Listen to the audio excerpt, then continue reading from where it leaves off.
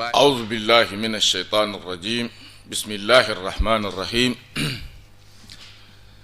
الحمد لله الذي خلق الإنسان من نطفة أمشاج وجعله سميعا بصيرا وهداه النجدين منهم من سلك طريق الجنة ومنهم من اختار سعيرا والصلاة والسلام على أفضل من أرسل بالحق بشيرا ونذيرا وداعيا إلى الله بإذنه وسراجا منيرا وعلى آله وأصحابه الذين كانوا له في حياة الدين معينا وظهيرا والذين لم يتخذوا في مجاهداتهم من دون الله وليا ولا نصيرا.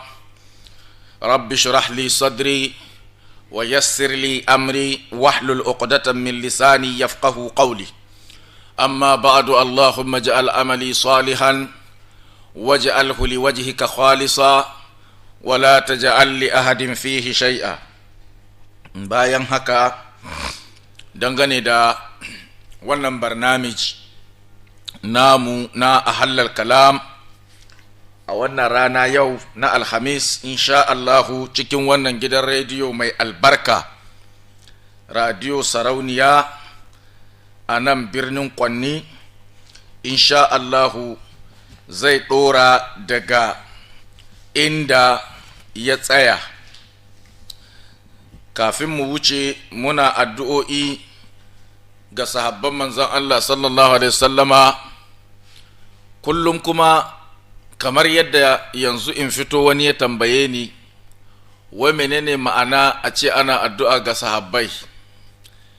Akwai addu'an da za ka yi sai ta amfane ka, sai ta amfani wanda kai ma, ka du'a il waladi lil walidi, kamar addu'an yaro ɗa ga iyaye.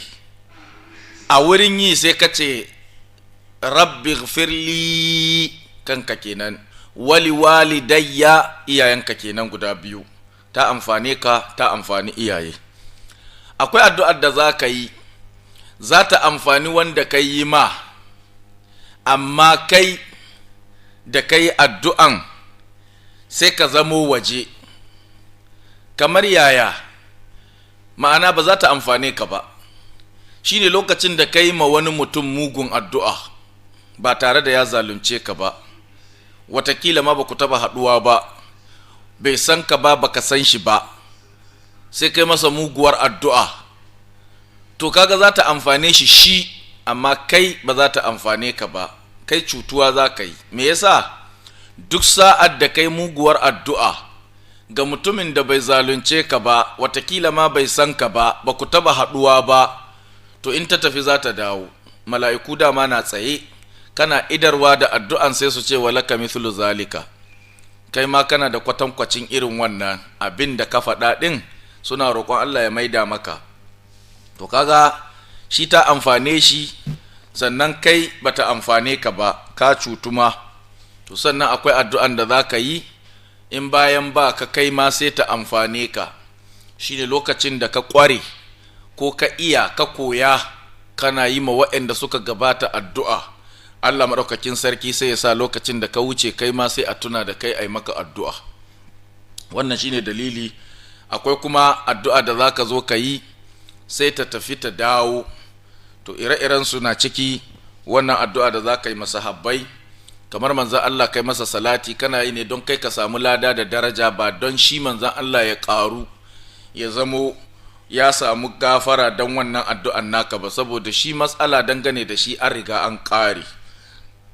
Duk ka yabi manzan Allah kana yi ne don kai ka samu daraja da lada da ɗaukaka, amma shi manzan Allah game da shi an ƙare. Haka sahabban manzan Allah, Allah ya ce radiyallahu anhum wa radu anhu. To akan haka duk abin da za ka faɗa ne don addu'an ta amfane ka. In mala'iku suka ce kai ma Allah ya maka haka, to haka in kai muguwar addu'a wanda in ta tafi za ta amfani wanda kai ma, amma kai za ka cutu, misalinta kuma shine kamar waɗanda ke yin mugun addu'a ga sahabban manzan Allah sallallahu alaihi wasallama.